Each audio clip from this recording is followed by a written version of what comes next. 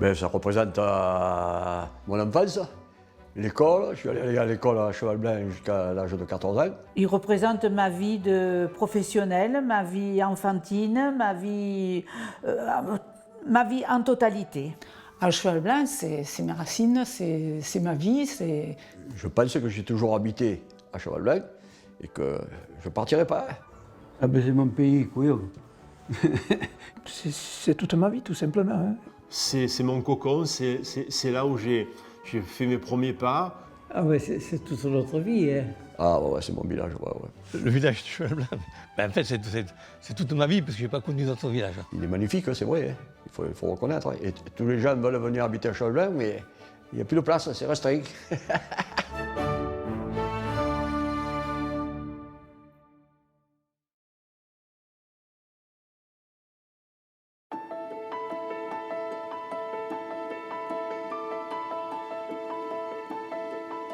Alors Cheval Blanc est au sud de Cavaillon. Ce Cheval Blanc se situe dans la vallée de la Durance, entre le Luberon et les Alpilles. Donc, vous voyez d'ici, on regarde on voit le Luberon, c'est magnifique. Hein. Et pas tout à fait encore. La Provence, c'est de l'autre côté de la Durance. Voilà. Ah non, on est dans le comtat venessin quand même, on est en Provence, mais nous sommes des comtadins principalement.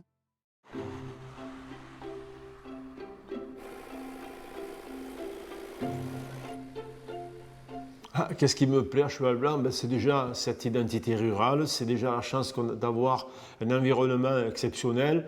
Qu'est-ce qui me plaît? C'est-à-dire, moi, comme je vous dis, moi je suis habitué à vivre ici. Donc, Bon, je suis vignerois, je peux dire que je suis vignerois, mais je suis tout le temps à Cheval Blanc. Ben, qu'est-ce qui me plaît? Tout me plaît. Et là, c'est là que j'ai connu ma compagne, voilà. Il y a toujours eu une attirance vers Cheval Blanc, savoir pourquoi, je n'en sais rien. Et Cheval Blanc, c'est Cheval Blanc. Pour moi, c'est Cheval Blanc. Sans doute parce que nous étions tous des agriculteurs, nous étions tous des gens enfin simples. Pas que je n'aime pas les vignes, au contraire, on y a travaillé, on a fait le stade, on a fait... Mais c'est Cheval Blanc. J'y suis attaché, j'y tiens beaucoup, c'est quelque chose du cœur, quoi. Et voilà, même si le village a beaucoup évolué, ça reste toujours mon village de cœur. Je suis très attachée à la terre, à la terre cheval-blanaise en particulier. Je trouve que c'est un très beau village. Les chemins et les avenues sont très très bien entretenus. Ben, je trouve que c'est un joli village, propre, et on y est bien. Moi, je suis allé à l'école à Cheval Blanc, j'ai fait ma communion à Cheval Blanc, j'ai dansé à Cheval Blanc. C'est là que je l'ai connu. Nous sommes connus à Cheval Blanc. Tous les quartiers maintenant, même les chemins et tout, sont très bien marqués. Et bien entendu, des boîtes aux lettres, il y en a maintenant, il y en a.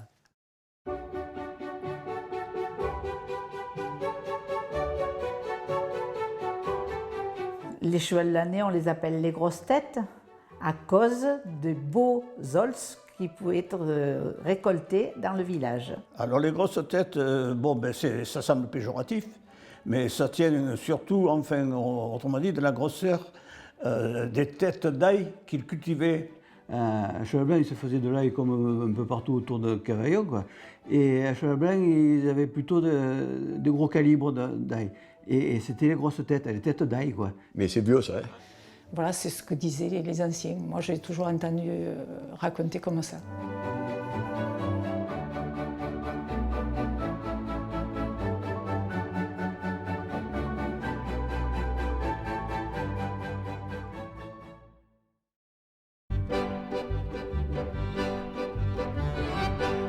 Et il y a un truc qui me fait pas plaisir, moi, c'est quand j'entends parler d'un Cheval Blanc ou ailleurs, en remontant même jusqu'à Gordes et ailleurs, que les maisons, ils appellent ça des masses. Ah non, on ne dit pas masse.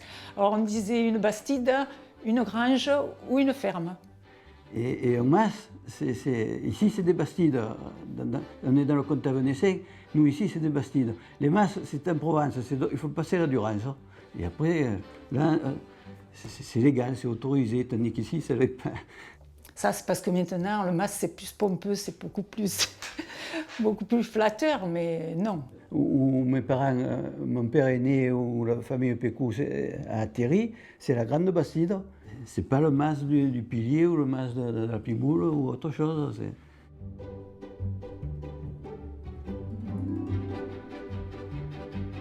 Ah non, on ne dit pas Luberon, on dit le Luberon. Quoique, en provençal, ça s'appelait Louleberon. En patois, on dit Luberon. Luberon. Du coup, les Parisiens, ils parlent patois. En arrivant, ils savent parler patois. Et il y en a beaucoup qui disent Luberon, et ici c'est Luberon. Ah ouais. Surtout les étrangers. Ah, ici on ne dit surtout pas le Luberon, c'est le Luberon, on ne met pas d'accent et on le prononce naturellement, on est dans le Luberon.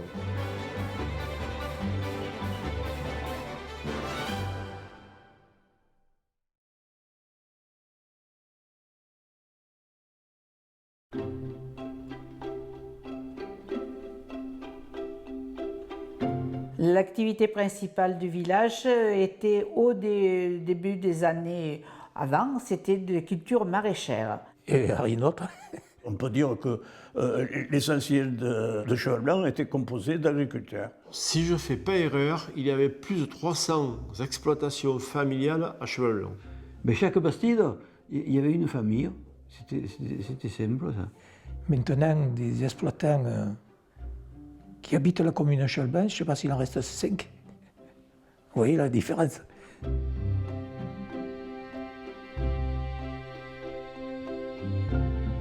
Alors, qu'est-ce qu'on cultivait ici? Nous, on faisait des tomates, on avait fait des épinards. On faisait des salades, on faisait de l'ail, on faisait de l'oignon. Champs d'asperges, nous faisions de l'artichaut. Ils avaient tous un morceau de vigne pour avoir du vin. L'hiver, ils se faisaient un petit peu des carottes.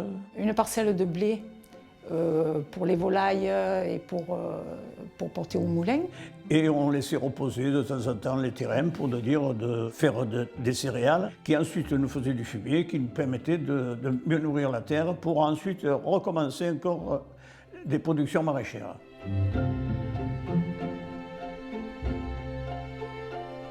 Et puis après, vu le contexte, ça s'est transformé en agriculture arboricole, c'est-à-dire les pêches, les poires, les pommes et tant d'autres. Des abricotiers. Des abricotiers, oui. Des prunes. Oui, avec un petit peu de prunes. Un petit peu de prunes, voilà, oui, mais bon.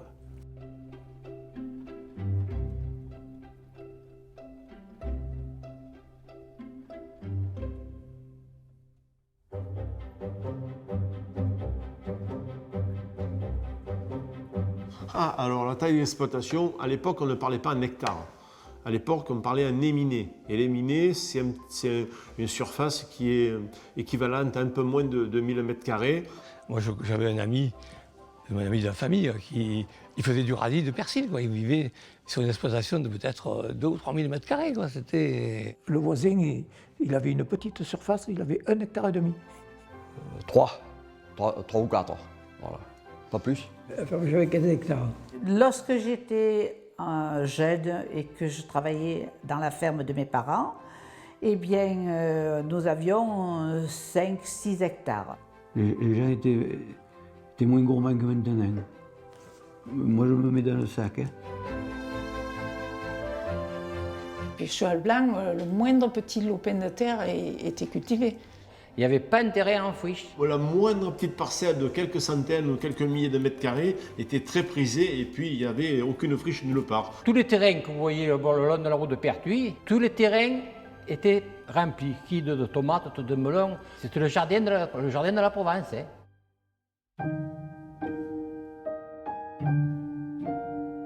C'était une agriculture familiale, une agriculture qui était réellement une agriculture paysanne. Très peu de personnel et c'était les gens de la famille qui travaillaient dans les exploitations. Donc on avait des exploitations, il y avait 2 personnes. Nous avions des exploitations, il y en avait un petit peu plus.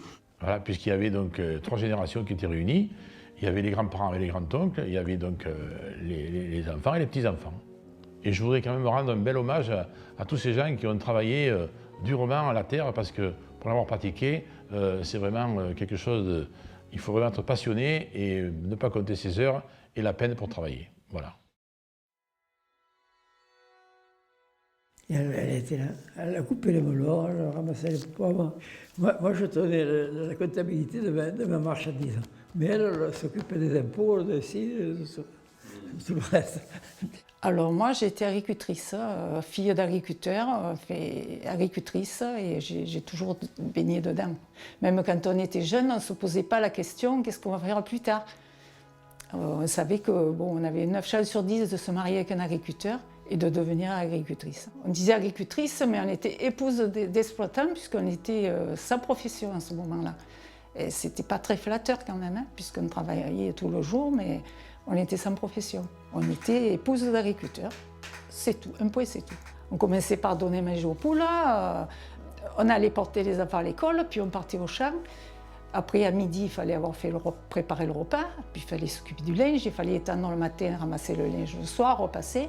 Et puis le soir, quand les enfants entraient de l'école, il fallait faire les devoirs, les faire laver, les coucher, et après, il recommençait une seconde journée où il fallait tout ranger, préparer le repas pour le lendemain. C'était des journées sans fin. Heureusement que j'avais elle, autrement moi j'ai abandonné. Pourquoi? Parce que, elle, quand j'étais pas là, elle faisait tout, hein, et à manger. Vous avez rencontré la bonne, quoi. Oui, exactement. On se chamaille, mais...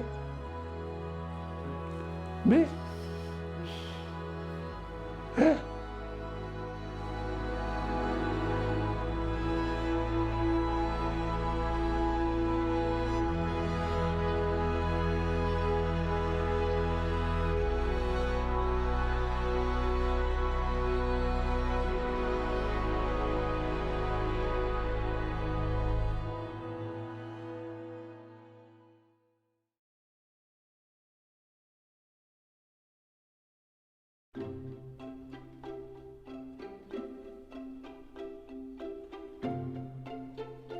Alors, à Cheval Blanc, chaque agriculteur avait une parcelle de melon. Le melon, c'était vraiment la culture principale de la région. J'ai toujours entendu parler du melon à Cavaillon. Je pense une centaine d'années, sûr. Ou pas. Ça doit remonter à des lustres. Ah, depuis toujours. Dans les vieilles photos, le marché à Cavaillon, les melons sont très présents. C'est donc que c'est ancré, ça, ici. Non, Là, vous me posez une colle parce que... On n'était pas nés sûrement. Je pense que c'est vieux.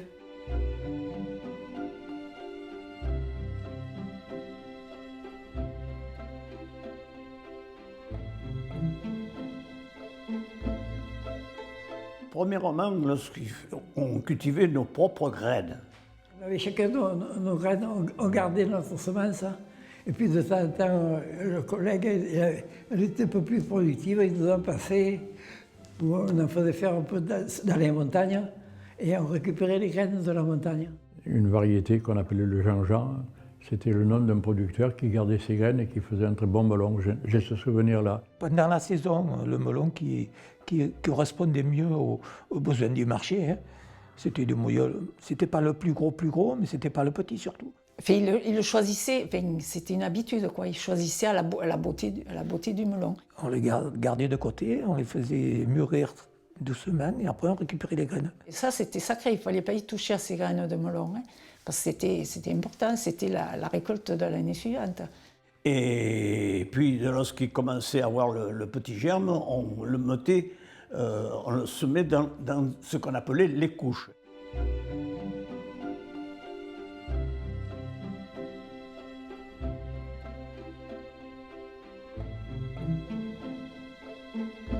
Alors, quand c'était une couche, c'était une bande de terre devant un muret. Il y avait un mur au nord de 40 ou 50 cm, un petit muret à l'en bas. Les châssis étaient en travers comme ça. Dedans, c'était de la terre, mais il fallait toutes les années apporter du limon. Parce que le melon, il fallait faire une motte. C'est pas comme les tomates. Les tomates, tu plantes des racines nues, mais le melon, si tu ne fais pas d'amotte. Au début, pour faire pousser le melon, on laissait naturellement tout fermer, et bien fermé. On colmatait tout pour pas qu'il y ait un brin d'air, et ça transpirait dessous. Et le melon commençait à se développer. Et puis dès qu'il commençait à se développer, on commençait à ouvrir un peu. Et le soir, il fallait vite couvrir parce qu'il ne fallait pas qu'ils attrapent froid. Donc le travail du melon, je vous dis, c'était quelque chose de très prudent. Tous les soirs, il fallait protéger cette couche. Alors en un premier temps avec donc, une couche de foin, plus des paillassons donc en roseau qui étaient déroulés dessus. Donc les dimanches, les jours de fête et tout ça, c'était le travail. C'était surtout le travail des femmes. Parce qu'on était couchés sur la planche à arracher l'herbe pour avoir les beaux plants de melon. On enlevait les oreilles, on les mouchait, où il y avait la graine, et il y avait des repousses. Et il fallait lever ces repousses, laisser que la branche maîtresse. On faisait ensuite les mottes avec ce qu'on appelait en provençal la tible. C'était autrement dit une espèce de truelle droite qui découpait les coins.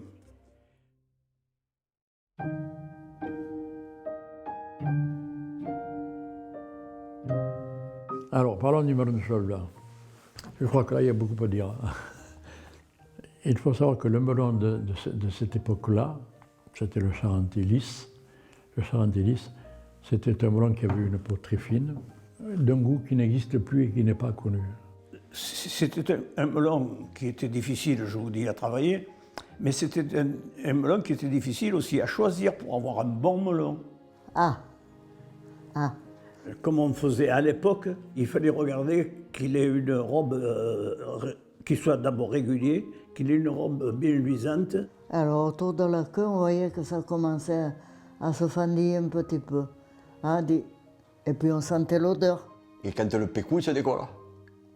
Le pécou, c'est la queue, quoi. Voilà. Celui-là, il est bon, il faut le couper. Voilà.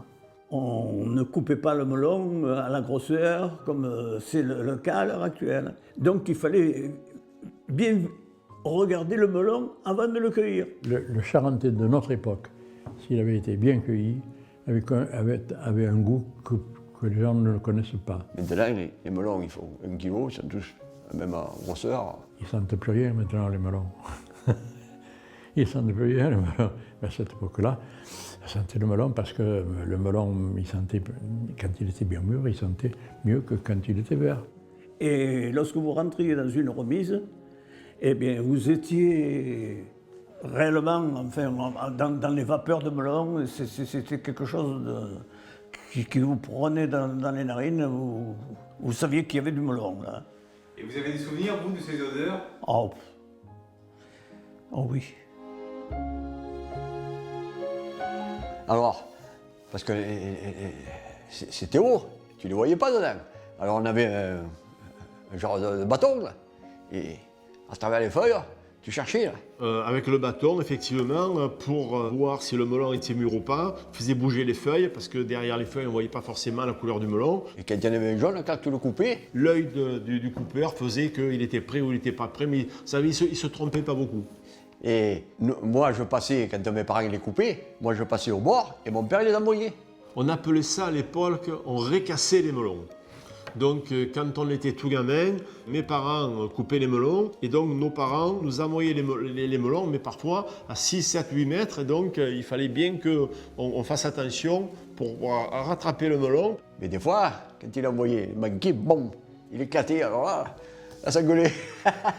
S'ils avaient le pécou qui était parti, ben, il était moins beau. Donc je me rappelle à l'époque, on achetait de la colle et on collait le pécou qui risquait de tomber du melon. Ouais, c'était une époque.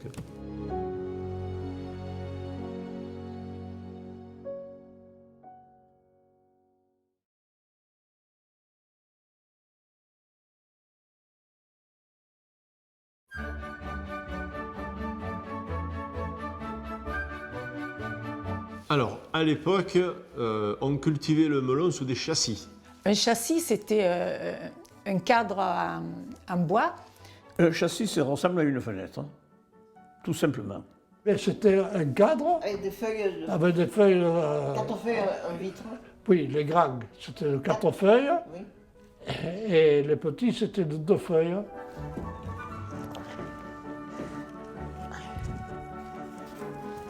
Voilà, ça c'est un châssis, un cadre comme on appelait à l'époque.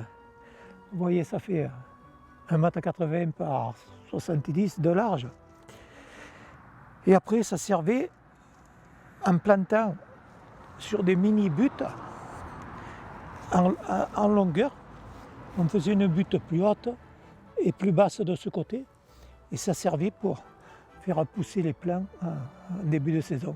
Ça a avancé de plus d'un mois, un mois et demi. Ça a tout changé alors. Ah ouais, ça a permis de venir au mois de juin.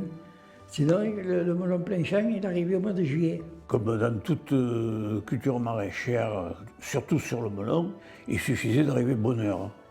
C'est-à-dire que vous n'attendiez pas que d'autres régions soient en production, il fallait passer devant.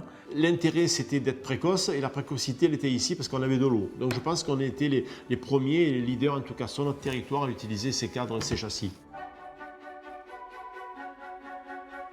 Oui, le travail du melon était un travail qui était dur. Parce que bon, transporter les châssis, les jours où on les sortait et le jour où on les rentrait, c'était des journées très, très dures. C'était pas un petit boulot, ça. Ouh, aïe, aïe. On les étendait sur plusieurs centaines de mètres dans les champs. Donc ces châssis-là, il fallait d'abord les transporter. Et après, quand il faisait chaud, on avait des cales, on donnait un peu de l'air. De temps en temps, le soir, on fermait. Après, pour les nettoyer, alors là, on avait une canne, on mettait notre cadre en l'air comme ça, et nous, à genoux, là devant, sur un sac de jute, qu'on avait mal aux genoux des fois. Alors là, c'était dur. Hein. Et ensuite, quand il faisait chaud, on mettait une brique dessous pour donner de l'air. Des briques, certains les fabriquaient même, leurs briques. Combien j'en avais fait des briques? Ah, je sais plus. Il a fait des briques, donc c'est pas de. Oh là là. C'est pas de les emporter. Celles qui avaient 9 trous, qui sont. Ah oui, c'est typique un peu de cheval blanc, ça.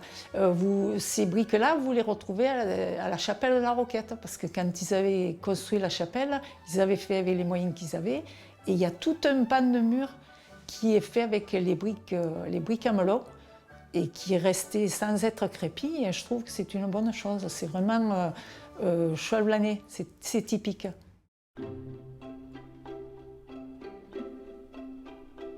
Et mon père, il les achetait à Loris, chez. Comment c'est? Tardieu. Les plus connus, c'était Tardieu et Ponce.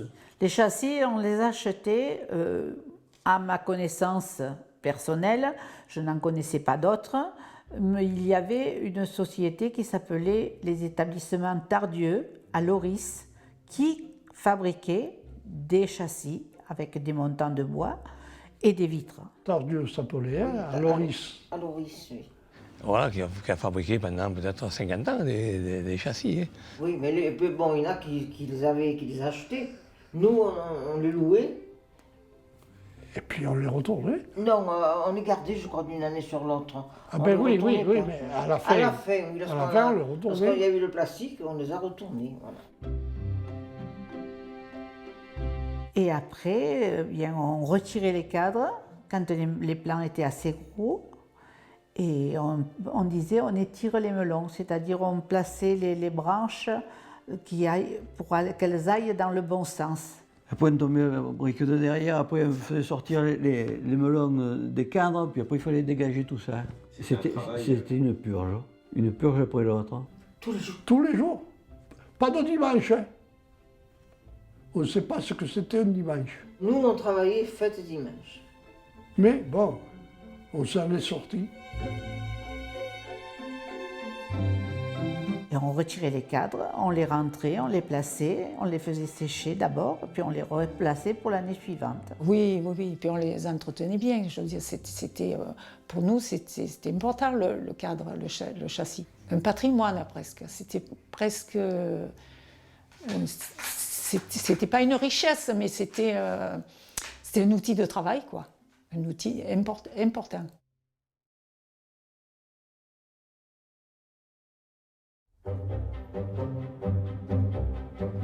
Alors les abris c'était destiné donc à faire abri aux tables de melon hein, ou aux autres cultures pour freiner le mistral. Un abri, c'est la canne de Provence qui poussait principalement au bord des Fillioles et au bord du canal. Alors on appelait ça une baragne. Les baragnes. Les baragnes, voilà, oui. J'étais en train de réfléchir, j'arrivais plus à le dire. La baragne, oui. On faisait la baragne, ça c'est vrai. Il y en avait des cyprès, souvent en tête. Mais après, tu avais la haie de cyprès et tu en avais une tous les 50-60 mètres, même plus. Et c'est là qu'il fallait faire des abris. Les raies de melon, il y avait une haie en canne, 4 raies de melon, un passage pour pouvoir passer avec des chevaux à la fin, c'était avec des tracteurs, avant l'autre haie et l'autre. Et donc ces abris-là étaient constitués en canne, en roseau, hein, en roseau de Provence, qui étaient récoltés partout sur la commune. Ah ben, nous, on en avait déjà chez nous. On en avait à toutes les entrées, quand on avait les terres en endurance, là, que le TGV nous a pris, on s'appelait ça un canier. Oui, on les coupait en bordure du canal, partout où vous voyez que ça pousse. Et c'était cher, hein. Tout ce qui était à nous, que sur nos propres berges à nous, bon ben on n'avait pas besoin de demander à qui que ce soit, mais on en avait très peu. Pas assez. Mais ça se vendait, ça avait de la valeur. Il y avait des enchères, il y avait un canal Carpentras, je crois qu'il les vendait aux enchères. Au Taillade, au bar qu'il y avait au Taillade, juste à côté du moulin, et ils se vendaient aux enchères les parcelles. Je ne sais pas combien c'était. Et tu l'achetais, tu allais les couper, et tant de fagots, et tu payais tant le mètre. Là. Je ne sais pas comment ça marchait. Moi. Et celui qui les coupait là-bas, pour les récupérer, c'était pas facile. Parce qu'il n'y avait pas de passage, il n'y avait pas de possibilité. Il fallait qu'ils envoient les gerbes de canne dans le canal, dans l'eau, pour que l'eau les transporte jusqu'au premier pont qui se trouvait sur le passage, pour aller les sortir de là et les reprendre pour les mettre sur leur charrette. Mais là aussi, c'était une belle purge. C'était l'eau qui l'apportait jusqu'à... Vous vous rendez compte du travail que c'était? Et il le payait. Oui, ça avait de la valeur. Les canons, oh pauvres les canons. Ces abris, eh bien, c'était un travail de galérier. Ceux qui faisaient les tranchées, ben, ils en bavaient, comme on dit. Je vous assure qu'une bêche qui pesait, je ne sais pas combien de kilos, qu'il fallait soulever toutes les fois, renfoncer et appuyer et remuer et tout. Et avec le lichet, hein, c'était le lichet, on faisait le taillé. On faisait un taillé? Ça, c'est pas français, le taillé. J'ai encore le lichet. Quand tu le relèves, tu ne peux pas le relever tellement il est lourd. Eh ben, on faisait la petite tranchée pour mettre les cannes. Oui, ça non. Bon. Ça non, mais bon, je ne sais pas. Et après, on passait avec un arrosoir, on mettait un peu d'eau dans cette tranchée faite nouvellement. C'était les hommes qui plantaient et les femmes qui faisaient passer par poignée. En général, c'était comme ça. Et il y avait deux catégories de cannes. Il y avait les cannes que l'on plantait et les cannes que l'on plaçait à l'horizontale, qu'on appelait ça des cônes d'orse. Les cônes d'orse. Après, on les attachait. Avec les plus grosses cannes, droites, longues, on les attachait. On attachait la haie. On avait plus de doigts.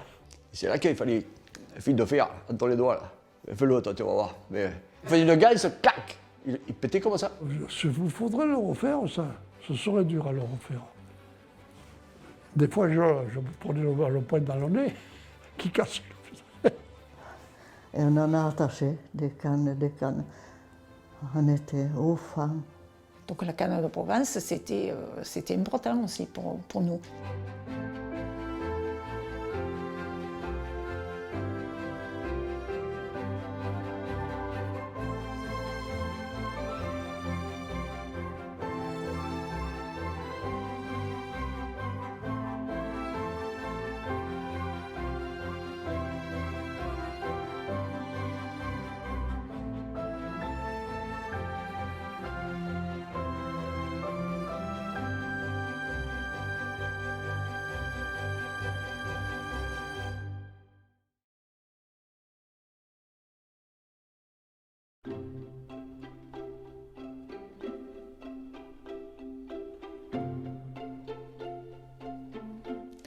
Alors nous, quand on travaillait, on allait au marché de Cavaillon. Alors au Clos au début. À Cavaillon. Place du Clos. L'ambiance, c'était une ambiance, c'était un travail de nuit.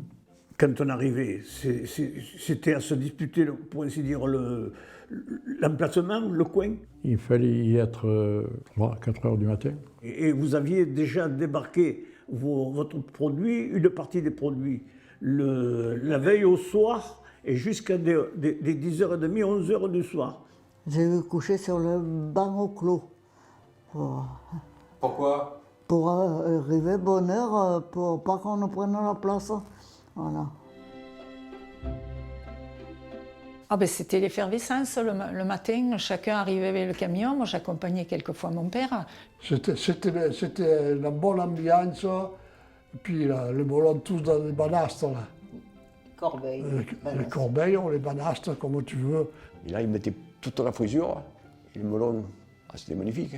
Ah, c'était beau, c'était beau. Au mois de juillet, quand vous arriviez dans Cavaillon, eh bien, sur le soir, là, ça sentait le melon dans toute la ville. C'est incroyable.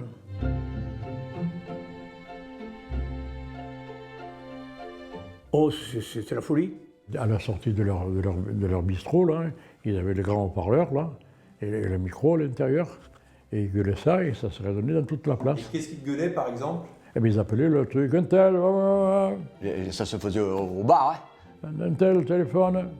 Dès qu'il y avait un emplacement qui faisait 30 mètres carrés, c'était loué un expéditeur.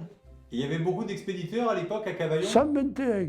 Et puis les marchands d'emballage, les marchands de phyto, les marchands de... Le marché, c'était l'âme de Cavaillon, alors il y a une nuisance s'il n'y avait pas eu le marché.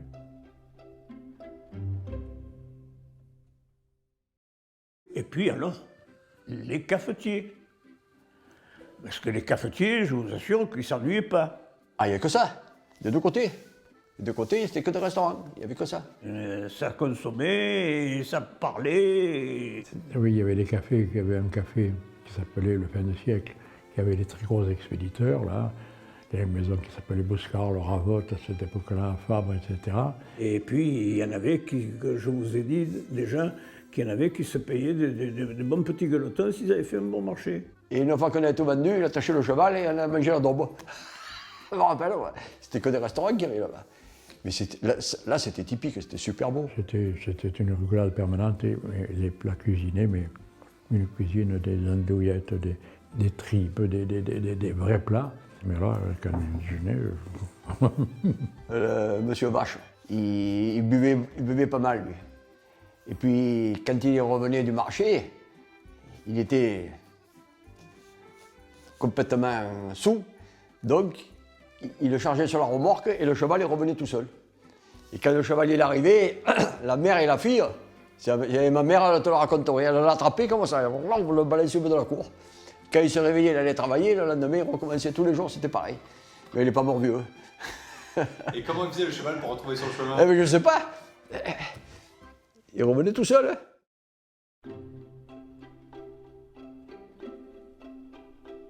Il y avait un garde qui sifflait pour déclencher la vente. Sauf que, comme les producteurs ils commençaient à arriver très tôt, parce qu'il fallait déballer, aller carrer les chevaux, etc., les opérations se faisaient en fonction de la demande avant le début des transactions. L'expéditeur venait vous trouver, il dit tu en as des... Bon, et l'affaire était faite avant la cloche. On partait de Cheval Blanc, quand on arrivait 500 mètres avant, s'il y avait un passage à niveau au marché, il y avait des acheteurs qui étaient là. Ils m'ont dit « Oh, porte-moi-les, je te le payerai bien !» Vous étiez sur le bord de la place, sur le bord du truc. Vous le voyez arriver avec son attelage ou sa camionnette, vous lui faisiez un signe avec le doigt. Le gars, s'il a vu, il vous fait un signe de la tête, c'était conclu. Il me disait, toi tu vas acheter les raisins, hein, tu vas te poster à l'hôpital et tu arrêtes tous les voyages de raisins. Et tout ce qui est chasseur là, tu l'envoies à la maison. C'était une négociation. Vous faisiez une offre généralement qui était écrite mais qui ne se prononçait pas pour ne pas la montrer aux autres. Et le producteur l'acceptait ou l'acceptait pas. Des fois, ça se marchandait un petit peu.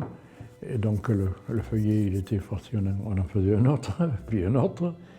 Et quand il avait pris le feuillet, qu'on appelait le bulletin, et ça, c'était un acte de vente. Une certaine période, oui, il marquait le prix, comme ça, c'était pas une parole. Ce bulletin était sacré, je ne l'ai jamais vu, j'ai jamais vu qu'il ne soit pas respecté.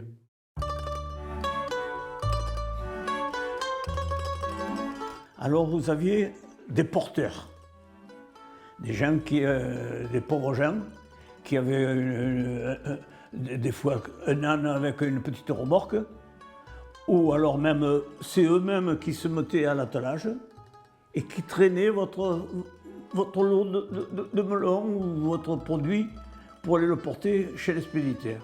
Ils avaient des genres de carrioles là, et ils portaient les melons, pas tout le monde, et tu donnais une pièce, quoi. Voilà, portefeuille, ça s'appelait. Le portefeuille, bien, c'était des spécialistes. Ils avaient donc des plateformes très plates, des petits chevaux très rapides. Et ça c'est une activité qui durait peut-être 3/4 d'heure, 1 heure. Il fallait que tout dégage. Ils étaient debout sur leur plateforme, un petit fouet à la main et les guides, et avant ce cocher. Et c'était de véritables acrobates.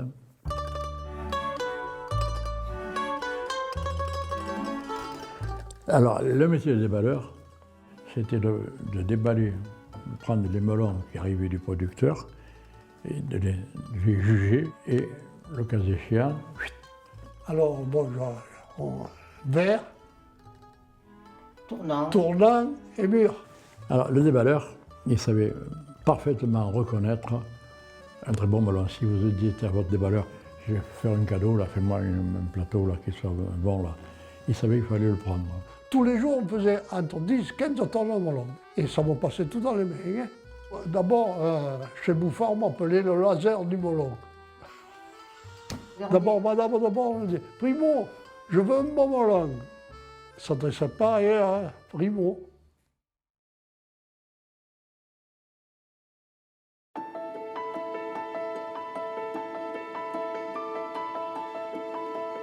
Ah, mais les terres, elles étaient toutes irriguées, pas en gravitaire. Tout gravitaire.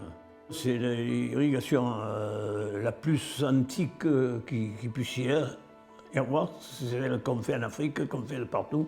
Ah, ici, on avait un réseau d'arrosage exceptionnel, précieux, quoi.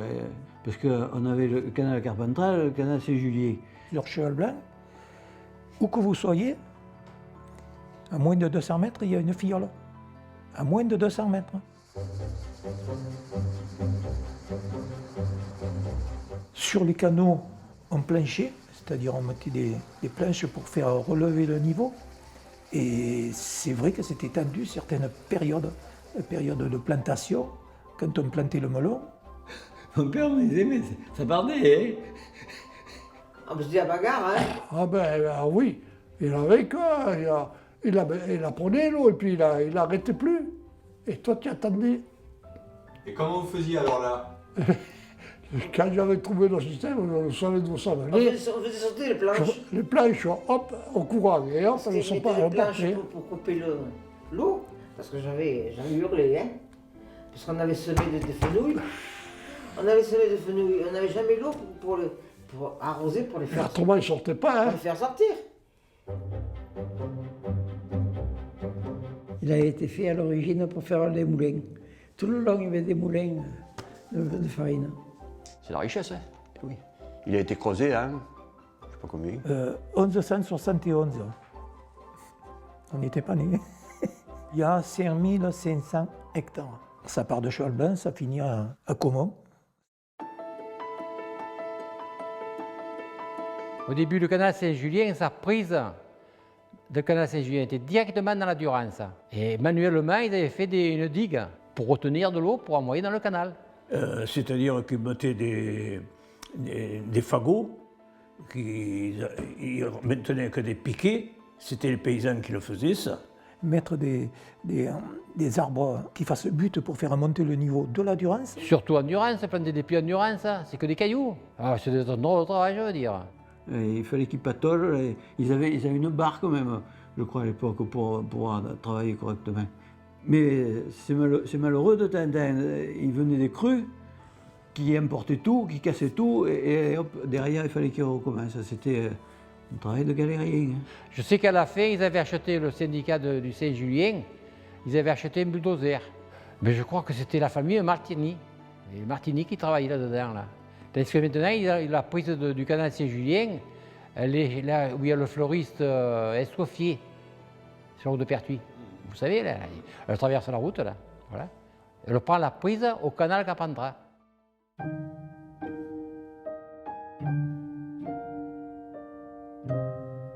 Nous avions la chance, dans le Midi, c'est pour ça que beaucoup de régions nous enviaient, on avait le soleil et on avait l'eau.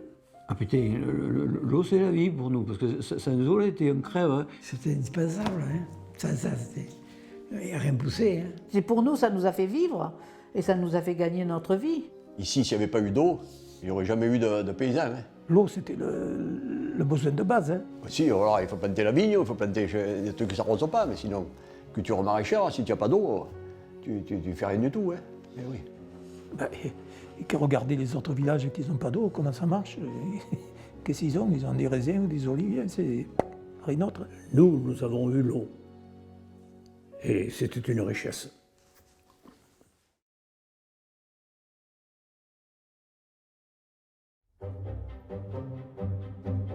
Les labours, ben, si c'était des petits labours, je les fais avec le cheval. Et après, il s'était monté des entreprises qui venaient avec la charrue, ils te faisaient le labour, ils te passaient le rotavator. Le Gaulière, Régnier est venu une fois ou deux à Léonard. Eh bien, il y avait le père Léonard, il y avait Foch, et puis après, il y a eu le fils. Alors les fils, c'était Denis, c'était José. Et je les ai vus monter sur les tracteurs, qu'ils n'étaient pas vieux. Hein. Ben, il faisait appel à nous parce qu'il nous connaissait, mais puis il faisait appel à M. Régnier, parce qu'à Chablain, il y avait des entrepreneurs. Il y avait M. Liens, il y a eu M. Calvière aussi, M. Chanterelle, et il y avait du travail pour tout le monde, parce que personne n'avait le tracteur.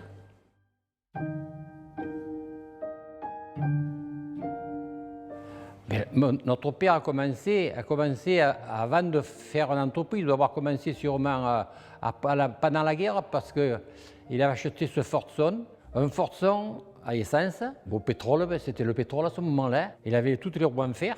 Et voilà, il a commencé comme ça, avec mon frère. C'est là qu'ils ont commencé à faire l'entreprise tous les deux. L'entreprise, Léonard, entreprise de travaux agricoles Léonard. Après, quand on a commencé à travailler, il a mis Léonard père et fils. Les entreprises, on faisait tous les labours. Avec le lance, on faisait les labours, on avait les tracteurs. On en avait 3 de tracteurs. Même 4, il y avait une chenille. On faisait les labours. On faisait au printemps, on ameublait les terrains. Vous voyez, au rotavator, ou les disques, ou le griffon, on faisait tout. On avait des petits tracteurs chenilles aussi. Petits tracteurs chenilles vignerons, Fiat. Bon, il y a beaucoup de vignes d'endurance, tout ça. Tous les propriétaires avaient un morceau de vigne endurance. C'était saisonnier. On avait les tracteurs pour faire pour les saisons. Mais on faisait tout. Mais son histoire, c'est simple. Hein. Moi, je l'ai vu, comme je l'ai dit au début, je l'ai vu tout petit. J'en habitais Chalbin encore, à l'âge de 7 ans. Je l'ai vu passer sur la route de Pertuis. C'était un Allemand qui le menait, bien sûr. Ça vous a marqué, ça? Ah oui, je le vois encore, le tracteur. Le tracteur allemand, il a toujours. Il était comment, ce tracteur moissonné? Ah oui, bien sûr, je me souviens. Il en faisait du bruit. Hein. Ça commençait à faire, c'était un monocylindre. Ça faisait un boucan terrible, enfin, c'était... Ah, ben, soi-disant, ils l'ont trouvé en bordure de chemin qui va au pont d'Orgon. Mais parce qu'ils sont partis à la débâcle, là, et ils ont tout laissé sur place. Hein. Ils prenaient les chevaux pour partir, ils prenaient ce qui marchait. Hein. Il était vert, couleur allemand, l'armée allemande. Mais nous, notre père et notre oncle, je pense qu'ils l'ont acheté aux enchères à la mairie de Cheval-Blanc. Mais c'était le progrès. Des tracteurs, il n'y en avait point. Je sais que quand on travaillait les tracteurs à roues, avec le violence, avec nous, on avait une fourmilière de petits qui nous suivaient. Et on veut monter, on veut monter, on veut monter. Tout le monde voulait monter. Alors, tu en faisais monter un, il fallait faire monter l'autre, tu as fait l'autre, hop, tu le voyais, il grimpait sur la charrue derrière tout seul. Oh, c'est un tracteur des Allemands. Et ils étaient trois dans la famille. Il y avait le père Léonard, il y avait Denis et José. Et au moment des labours, le tracteur il ne s'arrêtait plus. Ils arrivaient à faire un roulement et ça tournait 24 heures sur 24. Il ne s'arrêtait pas. Il ne s'arrêtait pas. Quand c'était la saison des labours, il ne s'arrêtait pas. Et des bosseurs et travaillaient bien. Et puis le samedi, quand on ne travaille pas ou le dimanche, on allait mesurer avec Denis, avec mon frère. On allait mesurer les terrains, prendre les niveaux, prendre. Voilà notre. Et on n'avait que le dimanche après-midi, pour dire. De libre. Libre. Ouais. Mon frère a commencé à travailler à l'âge de 14 ans et demi. Il menait un forçon avec mon père derrière à la charrue.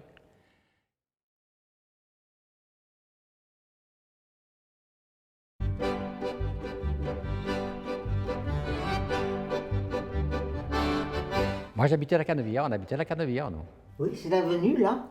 La Canebière, c'est la Canebière. Comment ça se fait que vous avez une rue qui s'appelle la Canebière? Alors là, on ne peut pas, je sais pas. Je sais pas s'ils faisaient des cannes, je ne sais rien, moi. Parce qu'autrefois, ils cultivaient le caneb, le chamois. Et le chanvre en provençal ça s'appelle la caneb. Et c'est la même origine que la canebière à Marseille, c'est exactement la même origine. Voilà, comme à Marseille. Et là-bas, c'est pareil, ils faisaient des cordages pour les bateaux. Et c'est vrai que moi, je suis contente d'habiter l'avenue de la Canebière. Mais je préfère être à Cheval-Blanc qu'à Marseille. Hein. Marseille, je ne suis jamais allé. Alors.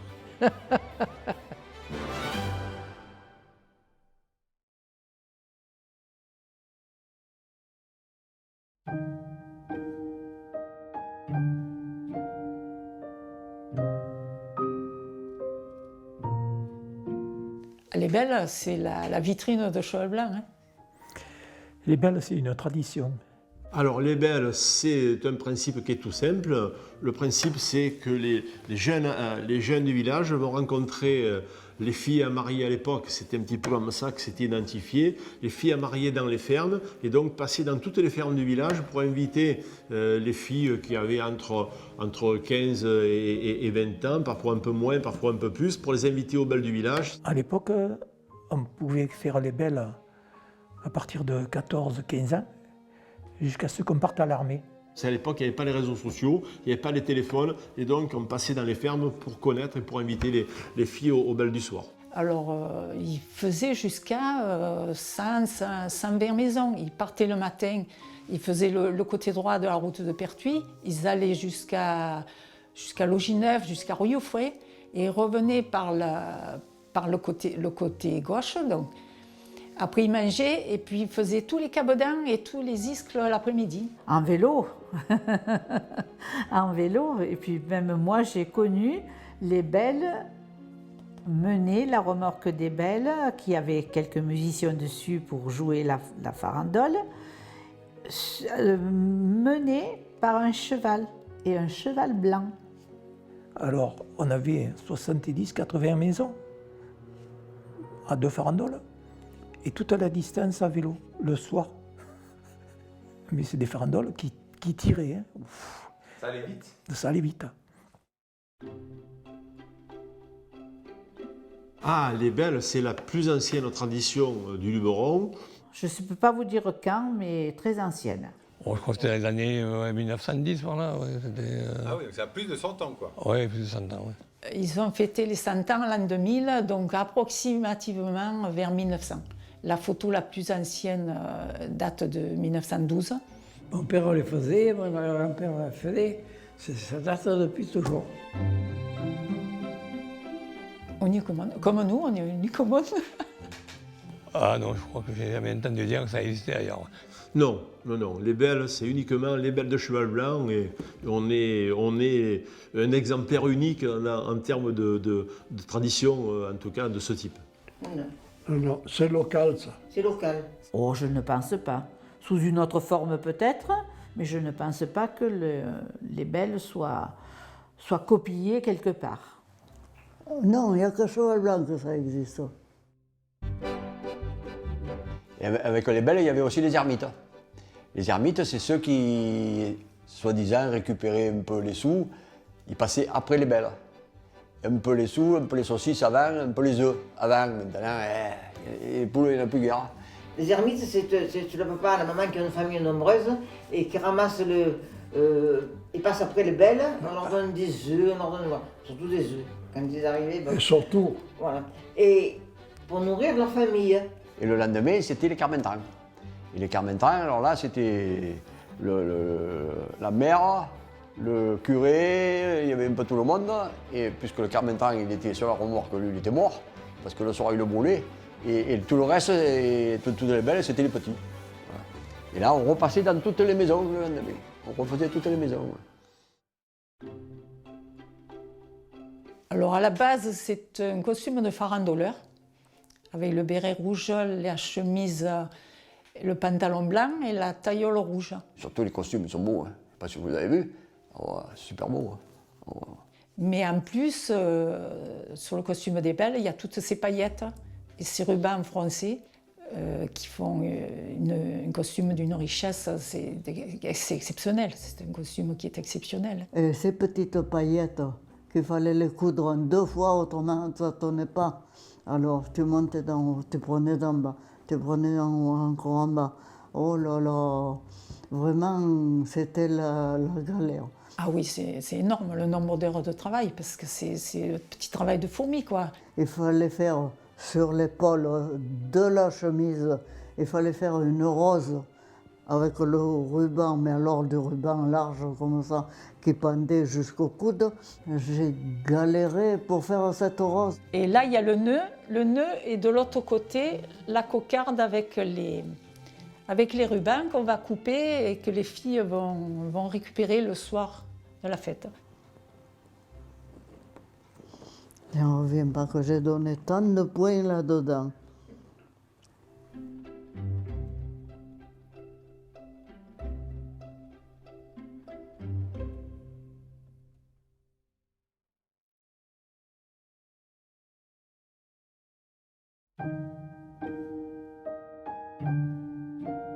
Alors le message, ce serait d'essayer de perpétuer et de conserver l'âme de cheval blanc.